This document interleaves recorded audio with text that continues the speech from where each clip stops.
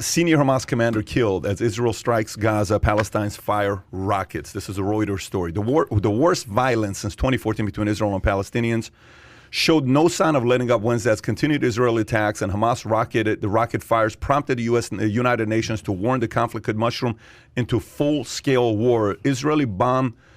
Israel's bombing campaign in Gaza has now killed 53 people, including 14 children, and injured more than 300 people, according to the Gaza-based Palestinian Health Ministry. Israel's Shin Bet Security Service said the brigade commander of Gaza City was among senior members of Islamist militant group Hamas who had been killed. Militants in Gaza have fired more than 1,000 rockets into Israel, killing 6 Israeli civilians, injuring more than 200 others. The Israeli military said Wednesday around 130 rockets hit Tel Aviv last night, forcing Israel's main international airport, Ben Gurion, to close. Many of the rockets were intercepted by Israel's Iron Dome, which, by the way, what a system they have with the Iron Dome air defense system.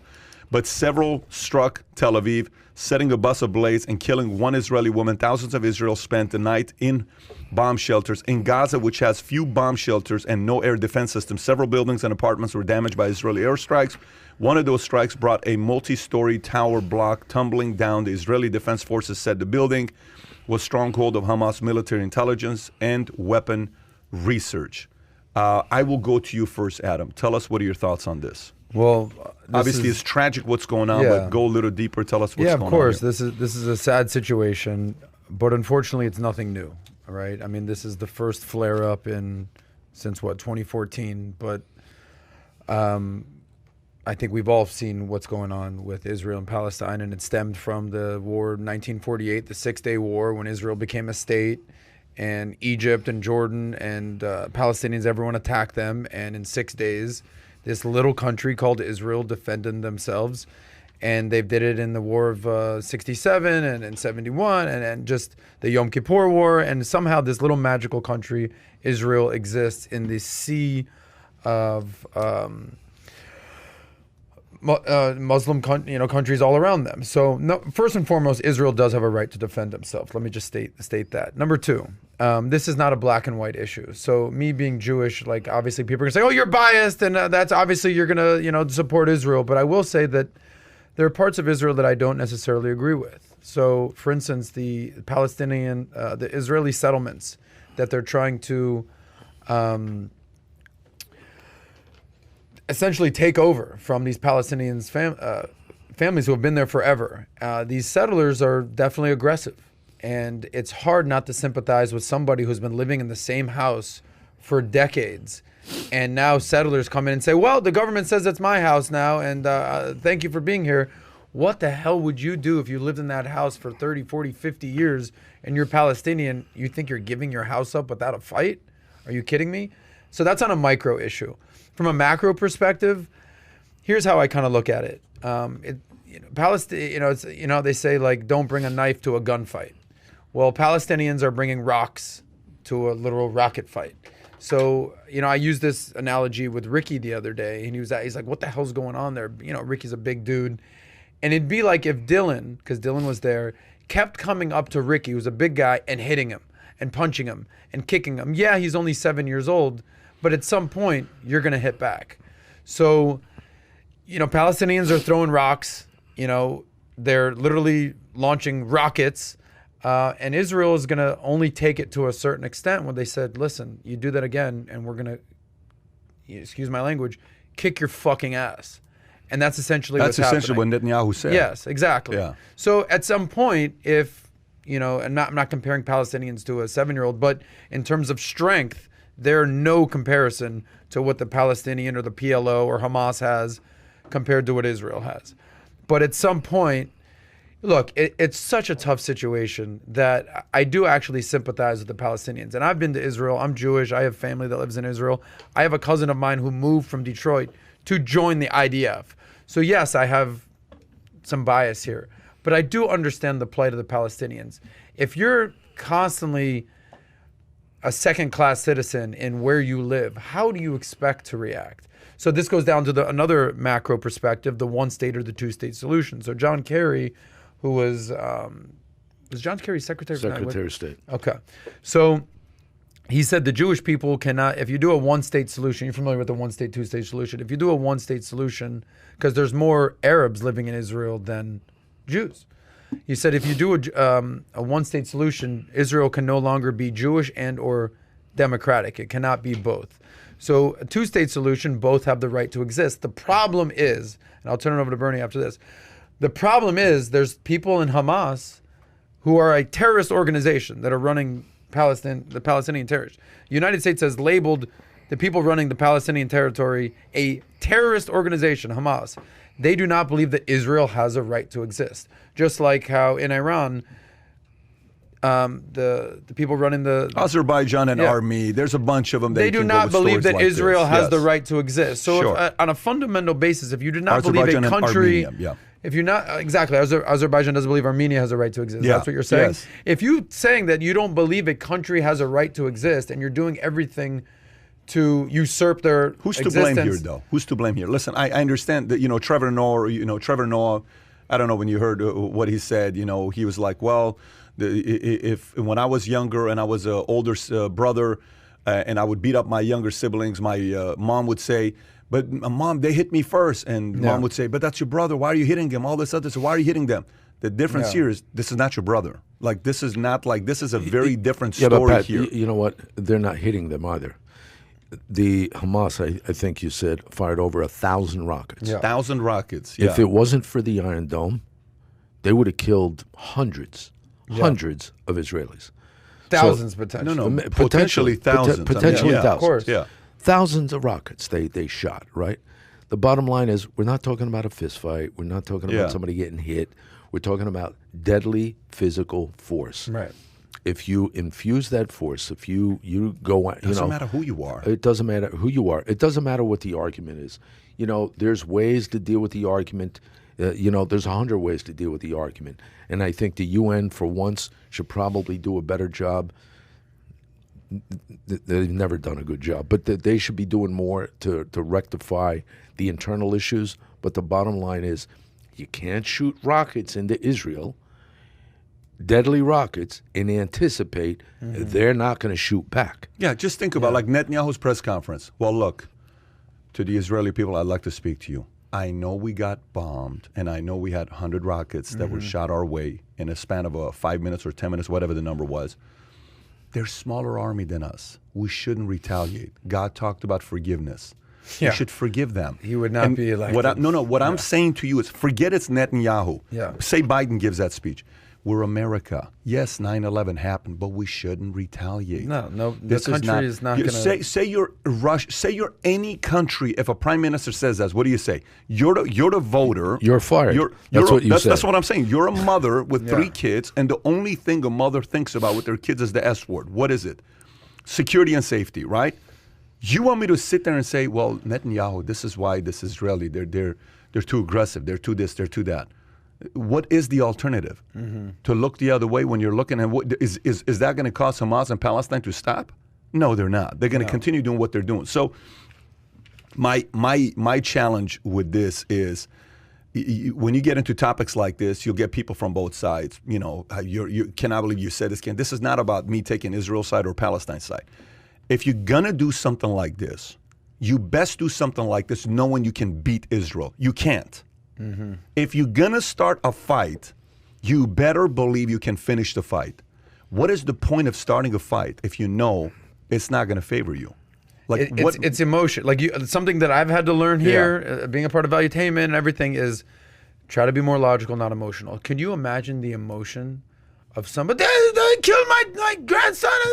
They took my house. You're running on pure emotion. You think there's logic in behind their actions. They're mad. They're angry. They're upset. They're still angry that someone killed their cousin from 40 years ago, and they're harboring that anger. What do you expect them to do? No, I'm not defending. I'm not justifying their actions. I'm Armenian, and Armenia went up against Azerbaijan. Azerbaijan's got 5 times the amount of budget you got with backing of Erdogan, Turkey, the largest military in the Middle East, while Putin doesn't have the backing of Armenia. Putin does business with Turkey. You think Putin's going to take the side of Armenia and back him up? Who's going to defend Palestine and Hamas to say, hey, you're going to go up against Israel, we'll back you up and go defend a war against Israel? The most ridiculous air force in the world world, one of the best militaries Technology, in the world. ridiculous. Hamas, the most insane, secret intelligence. You want to go up against somebody like that? The IDF.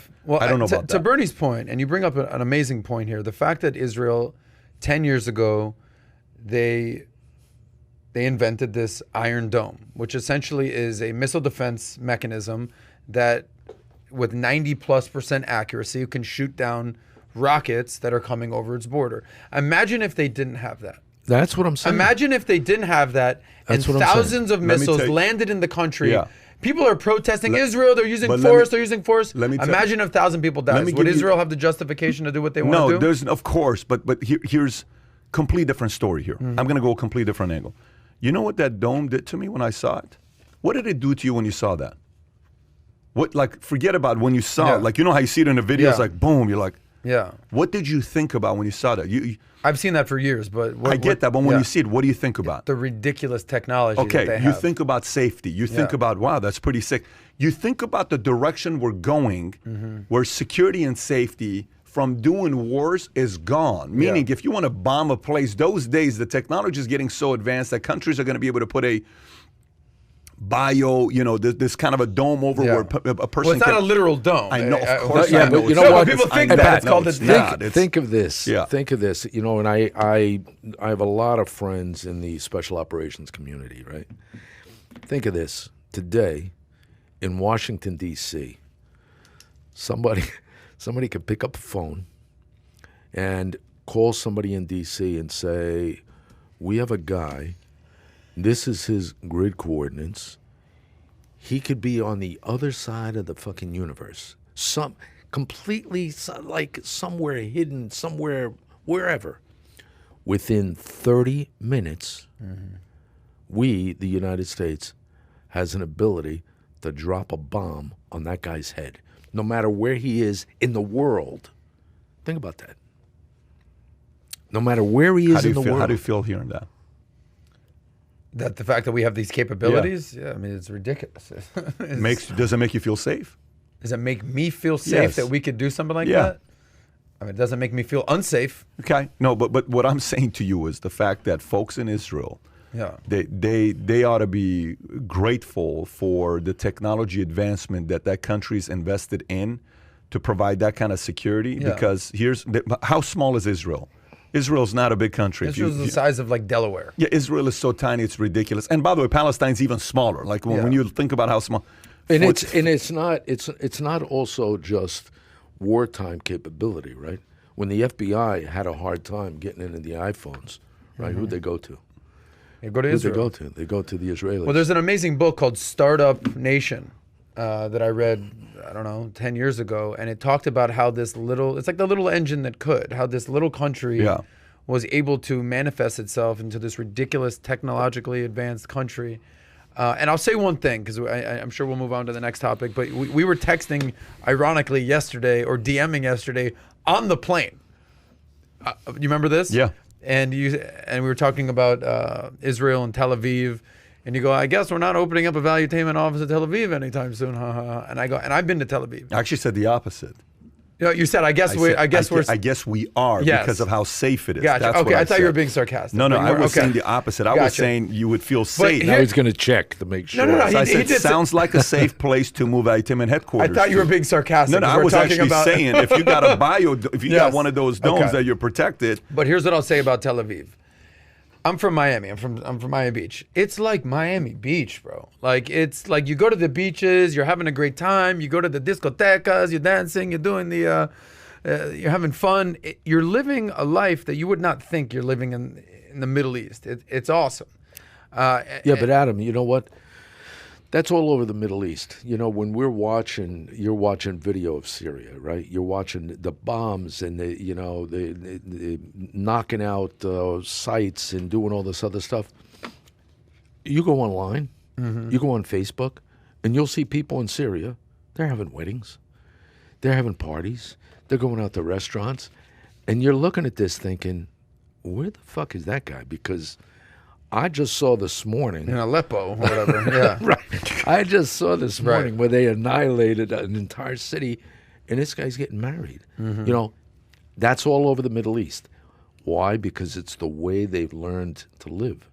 They had to live like this. You know, I worked for the King of Jordan for 5 years. And Jordan's a pretty secure country. Jordan has been great for the last It's been great. 40 years. But I was also there in November of 2005 when they bombed the 3 hotels, right? And all over this country, everybody was saying, oh my God, it's losing it. It's not going to be secure anymore. There's no security in Jordan. And yet I was in Jordan, I don't know, 70 times over 5 years. It's phenomenal. It was a phenomenal country.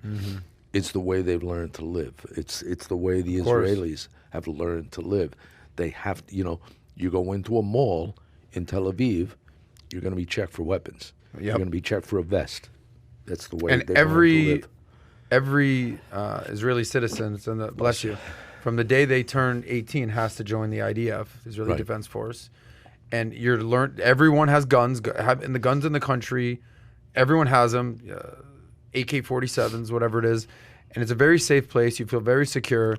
So as a Jew, you know, you go there and it's not what you like. For instance, the Jewish people in America, you kind of get this like everyone feels safe. No, everyone not at has all. guns, Not at all. AK-47. Exactly. You feel like every Jew is like Mort Greenberg from The Family Guy, and he owns a pharmacy. Like that's what's. But they're freaking badasses. It's ridiculous. So if you enjoyed this little short segment from the podcast that we did, here's another short segment to watch. Or if you want to see the entire podcast, click over here. Take care, everybody. Bye-bye.